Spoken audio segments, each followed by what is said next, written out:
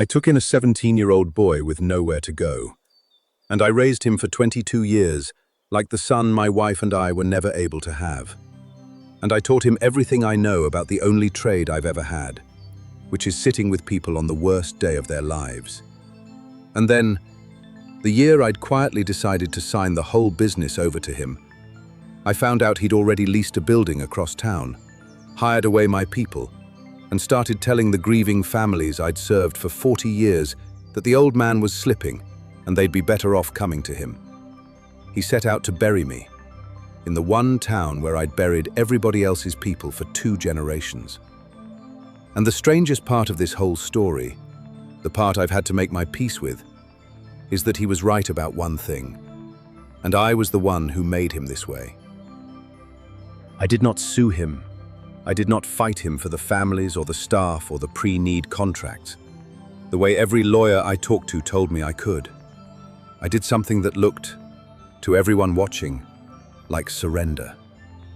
I let him go. I even shook his hand and wished him well, because I had finally understood the one thing about my trade that I had spent 22 years failing to teach that boy. And I knew that the only way he was ever going to learn it, and the only way this town was ever going to see the difference between us, was to let him try to do the job without me. So I stepped back, and I waited. And I let the town find out for itself what a funeral is actually for. My name is Cal Renfro. I am 67 years old. I have owned Renfro Funeral Home in our little Tennessee town for 45 years, and I have sat with more grieving families than I could ever count, in the worst hours they will ever know. If you're listening tonight, maybe a man who poured himself into raising up somebody who wasn't his blood, and learned the hard way what that costs, then I think you already understand the particular ache of this one. Stay with me to the end, and tell me down in the comments where you're listening from, because the part that matters most happens at a funeral, the way most true things in my life have. Let me start with the book, because everything I am is in that book. On the shelf behind my desk, there is a leather-bound register, the spine cracked and retaped more than once. And in it, in my own hand, is the name of every single person this funeral home has cared for in 45 years. Not a computer file, a book. And here is the thing about that book that the rest of this story turns on. I can open it to any page, any name, and tell you something true about that person. I can tell you that Otis Calhoun wanted the second verse of the hymn left out because his late wife always said it was too sad. I can tell you which widow couldn't afford the casket she wanted, and which one I quietly gave it to anyway and never put on a bill, and never told a living soul until right now. I can tell you whose hands shook when they signed and whose didn't, and what that told me about what was really going on in that house. I can tell you which families needed me to do the talking and which ones needed me to just sit there and be quiet with them for an hour while they couldn't talk at all. That book is not a record of transactions. It is a record of trust. Of 45 years of being let into the single most private room in a family's life. The room where they are broken open and being asked, with no words, to handle them gently. You'll hear about that book again. It's the whole difference between me and the boy. I came up in this trade the hard way, working for an old undertaker named Mr. Tillman when I was a teenager, sweeping his floors. And what that old man taught me was that the embalming and the paperwork and the hearse, all the parts people think the job is, are the easy parts. The parts any careful man can learn. The actual job, the only part that matters, is what you do when a mother is sitting across from you who buried a child that morning and cannot breathe. The job is to be the steadiest, gentlest, most unhurried man in the worst room she will ever sit in. You cannot fake that. You cannot speed it up. And you cannot, I would learn too late, teach it to somebody by keeping it away from them. My wife Faye and I were never able to have children. We tried for years, and it was the one grief in an otherwise blessed life. And I think it is why, When a 17-year-old named Wade came through my door looking for any kind of work, with a bad home behind him and nothing in front of him, something in me just opened up and took him in. I gave him a job sweeping floors, the way Mr. Tillman had given me. And over the next 22 years, I raised that boy. Faye fed him at our table 4 nights a week. I put him through mortuary school. I taught him the embalming and the paperwork and the business, all of it. And he was good. He was quick. Quicker than I ever was with the technical parts. I came to love Wade like my own son, because in every way that the heart counts, he was my son. And I always meant to leave him everything. But here is the mistake I made, and I want you to hear it plain, because it is the rotten board this whole house was built on. I never let him carry the weight. I'll give you the exact shape of it, because one night shows you the whole 22 years. About 6 years ago, a family came in late, a young couple who'd lost a baby, the worst there is. Wade was on call that night, not me. He was 33 years old by then, a licensed director for a decade, and he met them at the door and brought them into the arrangement room. And he was doing fine, he was being gentle, and I heard them come in, from upstairs where Faye and I live, and I came down in my robe, and I took it from him. I sat down across from that broken young couple, and I sent Wade to go make coffee. And I carried them through it myself, the way I always did. And I told myself, walking back up those stairs at 3 in the morning, that I'd done the kind thing. That a man shouldn't have to carry a dead baby's arrangement until he's older, until he's ready. But I saw Wade's face as I sat down in his chair. I have replayed that face for 2 years now. It was not relief. It was the face of a man being told, one more time, in the gentlest possible way, that he was not trusted with the only thing that mattered. I did that to him 100 times across 22 years, and every single time I called it protecting him.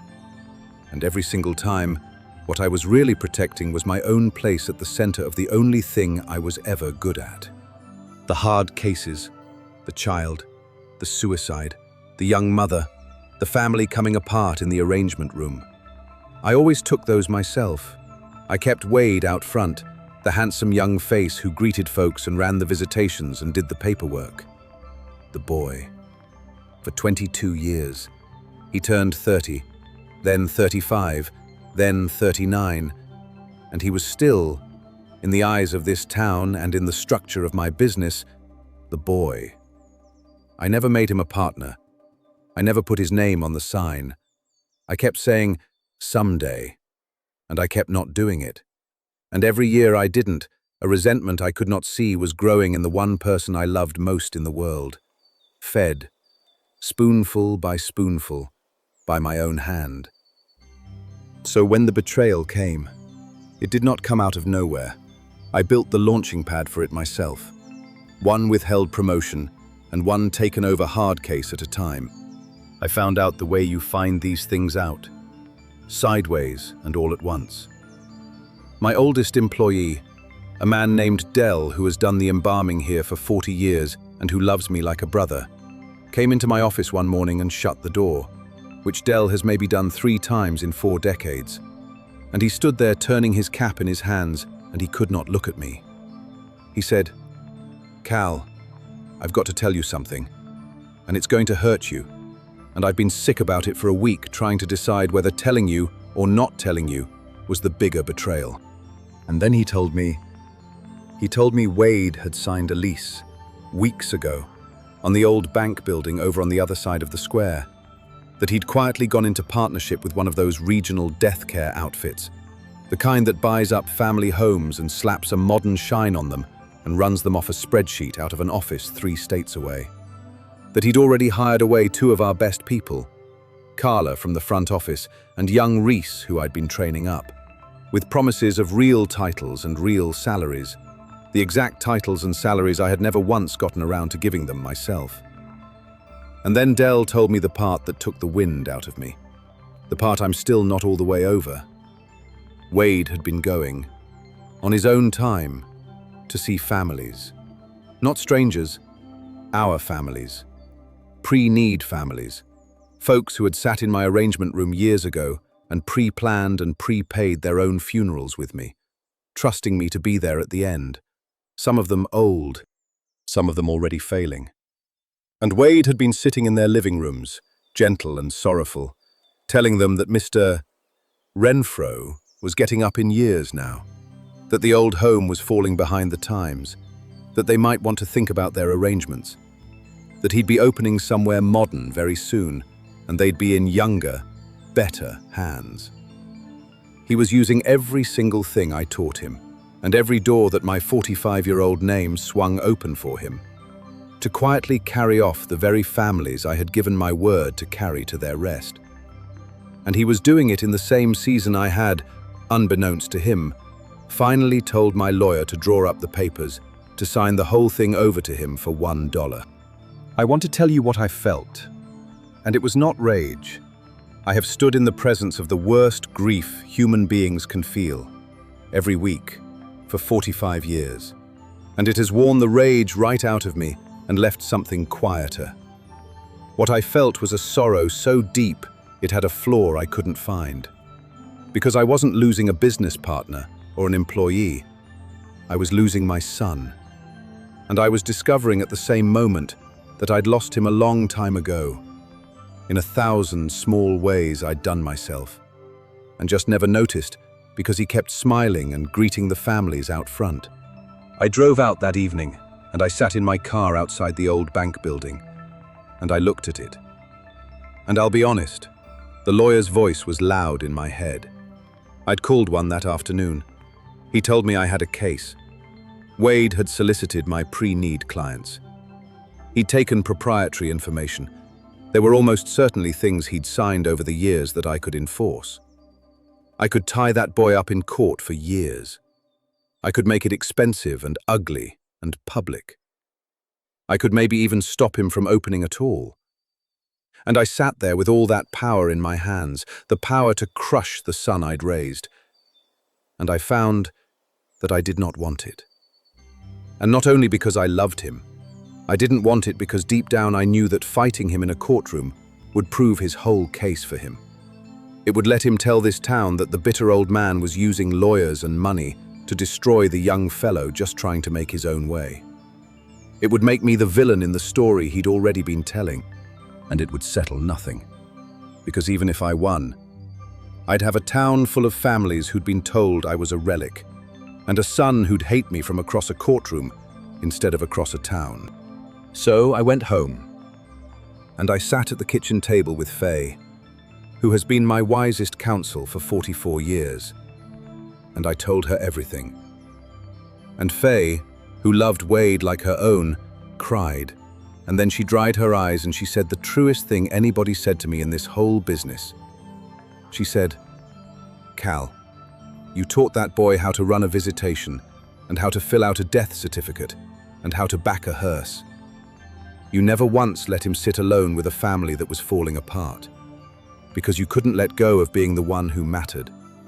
So of course he thinks the job is the building and the contracts and the shine. He thinks that because that's the only part you ever let him have."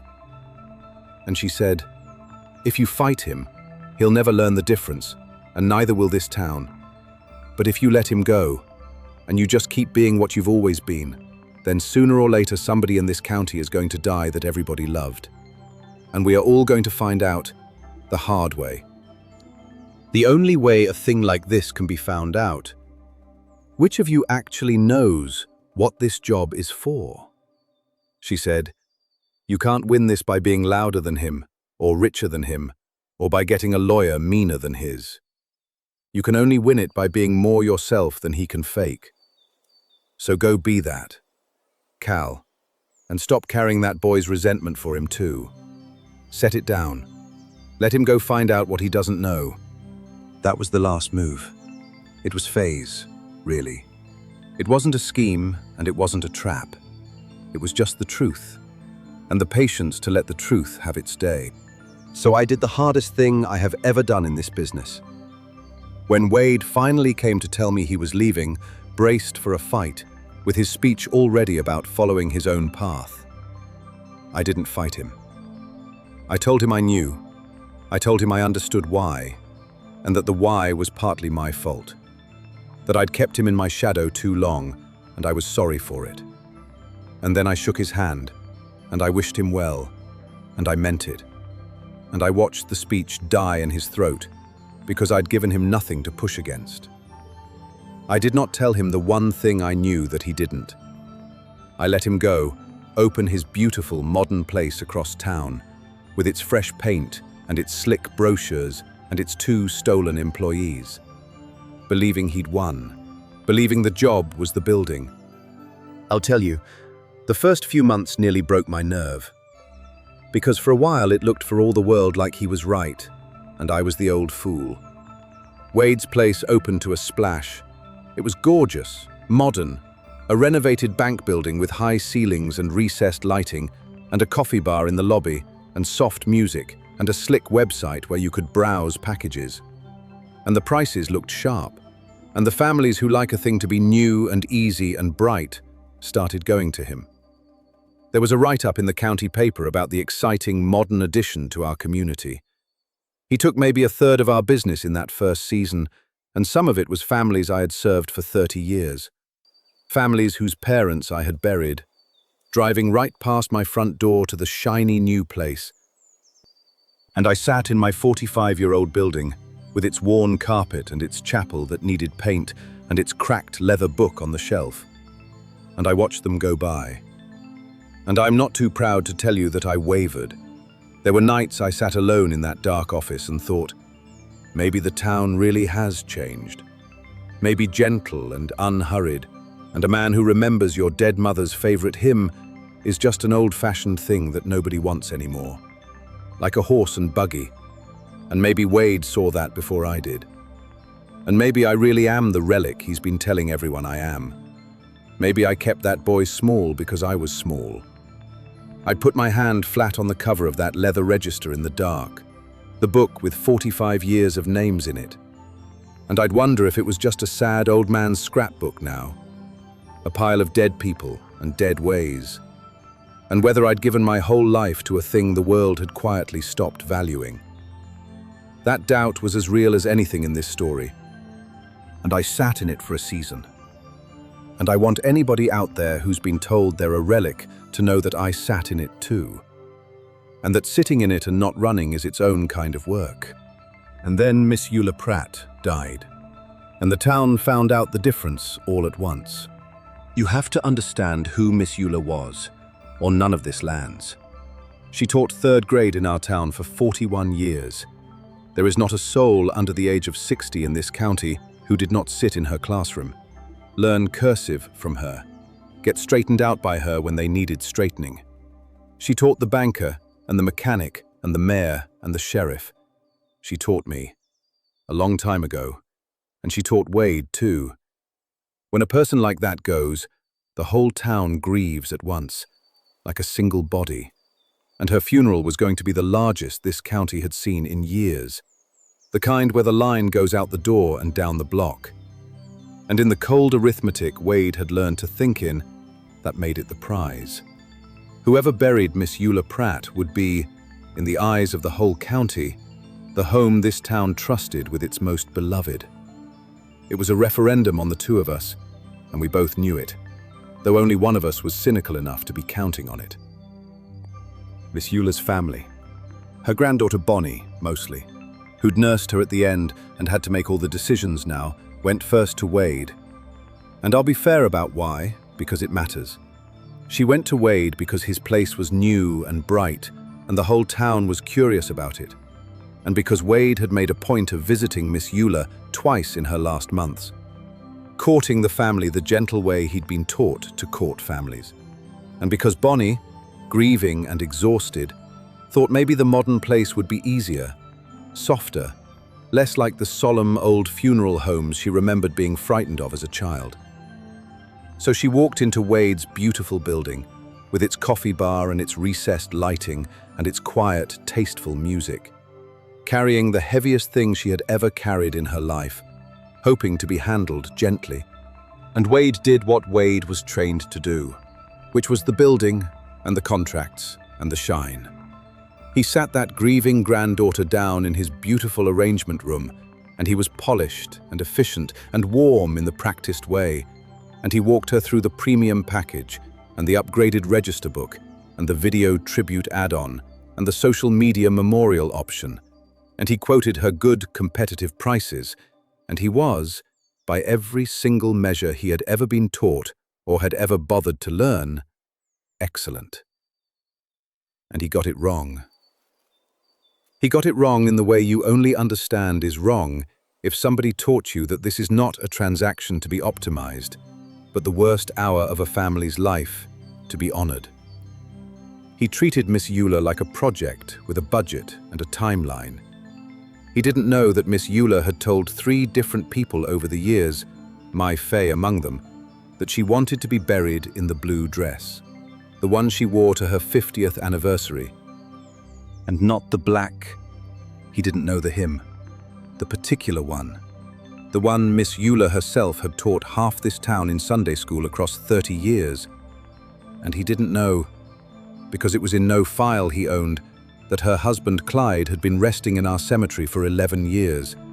In a double plot I had sold the 2 of them with my own hand 40 years before. And that the whole substance of Miss Euler's last wish, the only thing in this world she truly cared about at the end, was to be laid down in the ground right beside him. Wade, not knowing, offered Bonnie a lovely plot in a newer section across the highway. He had no way to know any of it. None of it lived in a database. All of it lived in a cracked leather book on my shelf, and in the memory of a man who had been let into that family's life across 2 generations. And Bonnie, sitting in that beautiful, modern room, being walked through tasteful upgrade options by a polished young stranger who did not know one true thing about the woman lying in the next room, felt something she could not have named if you'd asked her. She felt that her grandmother was being processed, handled, but not held. So she stood up, right in the middle of it, and made some excuse about needing to think it over. And she walked back out to her car in the parking lot of that gorgeous building, and sat there and cried. And then she drove across town to the old place with the worn carpet and the chapel that needs paint. And she came in my door, and she sat down across the desk from me, and she opened her mouth to begin explaining who she was and who it was that had died. And I said, before she could say a word, "Oh, honey, Miss Euler, the blue dress. And I want you to know we'll have her right beside Mr. Pratt, just like she always wanted. And we'll sing the hymn she loved, the one she taught half this town in Sunday school." And that granddaughter put her face in her hands and wept. Not because she was sad in that moment, though she was, but because she was relieved. Because she had walked out of a store and into the presence of someone who knew her grandmother and was going to handle her gently. That is the whole job. That is the only job. And it cannot be bought, or franchised, or learned in a building with a coffee bar. It can only be carried by a person who's been carrying it long enough to know its weight. I did not say one word to Bonnie about Wade. I did not have to. I just took out the leather book, and I turned to the page with Clyde Pratt's name on it from 11 years before, in my own hand. And I showed her where her grandfather already was, and where her grandmother had always meant to lie. And I watched a little of the panic go out of that young woman's shoulders, because she understood, finally, that she'd found the person who'd been keeping her family's place all along. I buried Miss Euler Pratt on a bright, cold Thursday, and half the county came. The line to pay respects went out the chapel door and down the block and around the corner, just like I knew it would. Every grown person she'd ever taught cursive to come to say goodbye. She was in the blue dress. We sang her hymn, and when we got to the verse she'd taught them all, you could hear the whole room come in on it. 300 grown people singing the song their 3rd grade teacher taught them. And there was not a dry eye in that building, including mine. And then we drove her out to the cemetery, and I laid Miss Euler Pratt down in the ground right beside her Clyde, in the plot they'd picked out together when they were young, exactly where she wanted to be. And the family stood there and watched a man who knew her do the last gentle thing for her that anyone would ever do. And here is what I want you to understand about that day. I did not say one word against Wade. Not one. I never mentioned him. I didn't have to. Because the whole town was at that funeral, and a good many of them had been by Wade's beautiful new building to look at it. And they could feel the difference in their bones, even if they couldn't have explained it. The difference between a place that would sell your grandmother a tasteful package and a man who knew she wanted the blue dress. Nobody had to make a speech about it. They just watched me lay Miss Eula beside her husband and sing her own hymn over her. And every single person in that chapel thought, quietly, about their own mother, their own father, the day that was coming for all of them. And they knew, without a word, which set of hands they wanted carrying their people when it did. That funeral was the moment the whole county saw it. They watched the difference between a man who knew Miss Eula and a man who would have sold her a package. And nobody had to say a thing. The families came back to me, not out of pity for an old man, and not even out of loyalty exactly, but because watching me bury Miss Eula reminded them what they actually wanted for their own when the day came. Within the year, Wade's beautiful modern place, with its coffee bar and its spreadsheet partners, was struggling, and then it was failing. Because it turns out, a town only needs to watch one funeral done right and one funeral done like a sale to remember, all at once, the difference between being served and being sold. Here is the last move under the last move, the part I'm least and most proud of. When I found out which of my old pre-need families Wade had talked into switching, the ones who'd prepaid me years ago and gotten pulled away, I did not let them get hurt in the middle of our fight. Some of them were going to lose money in the mess of Wade's failing operation, so I quietly made them whole. Every one, out of my own pocket. Made sure every family that had ever trusted me got exactly the funeral they'd paid for. At my place or his, it didn't matter. Because they were never pieces on a board to me. They were my people. And you do not let your people get hurt to win a fight. It cost me a good deal of money. It was the easiest check I ever wrote. And then Wade came back. Of course he did. He came to my office on a grey afternoon about 14 months after he'd opened. And the polish was all gone off him. And he was just a 39-year-old man who had lost everything and did not have a single soul in the world to call about it. Because the one man who would have answered, the only father he'd ever had, was the man he had tried to bury. He stood in my doorway, the doorway he'd swept as a boy of 17, and he opened his mouth and nothing came out, and his face just folded. And I did the thing I should have done years and years before any of this ever started. The thing whose absence had set the whole tragedy in motion. I did not stay behind my desk and make him earn it. I got up, and I came around that desk, and I put my arms around my son, and I held him while he came apart against my shoulder. A grown man crying the way that boy of 17 had never let himself cry in my house. And when he could hear me, I told him the truth I'd been too proud and too comfortable to tell him for 22 years. I told him that the betrayal was his, and it was real, and I wasn't going to pretend it away. But I told him that the making of him was mine, that I had kept him a boy because I needed to be needed, that I had handed him the easy parts and hoarded the sacred ones and called it love, and that the resentment that finally turned him against me was a crop I had planted and watered with my own 2 hands across 2 decades. I told him I was sorry. I had never once said that word to him in 22 years, and it turned out to be the only word that mattered. And then I told him he could come back.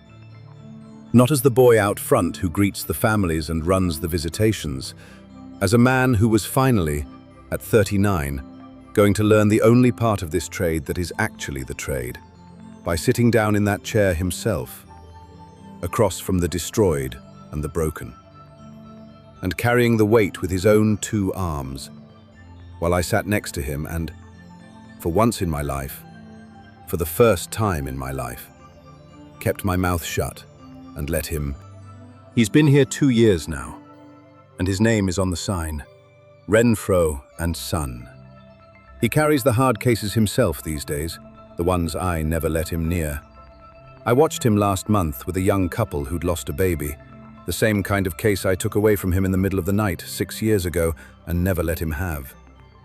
And I watched my son be the steadiest, gentlest, most unhurried man in the worst room those two people will ever sit in for as long as they live. And I had to get up quiet and go stand in the prep room a few minutes so he wouldn't see his old man weeping by the door. He earned that second word on the sign the hard way, the only way it can really be earned, by very nearly throwing it in the dirt, and I earned my half of the lesson the exact same way, by very nearly losing the only son I was ever given, because I could not bear to stop being the one who carried the weight. So here is what I'll leave you with tonight. Wherever you're listening from, if you have poured yourself into raising somebody up, a child, an apprentice, a younger version of yourself, hear me, because I learned this too late, and it cost both of us nearly everything. Do not keep them in your shadow, because you cannot bear to stop being the one who matters. Do not mistake protecting them for loving them, when what you're really protecting is your own place at the center. Give them the weight. Let them carry the hard thing while you're still here to catch them if they drop it. Because the resentment that grows in a person you've kept small is the most dangerous thing in the world, and it will turn the one you love most into the one who tries to bury you. And the worst part, the part you'll have to live with, is that they won't be entirely wrong. The truest thing I know, after 45 years and 10,000 funerals, is that you cannot teach a man the weight of a thing by carrying it for him. You have to hand it over while you still can. If you ever raised somebody up only to be betrayed by them, or if you were the one kept too long in somebody's shadow, tell me about it down in the comments, and tell me where you're listening from tonight. I read every one. If this was worth your time, subscribe, and go hand somebody the weight while you've still got the chance. And remember that the man who knows the names in the book is the only one who ever really knew the job.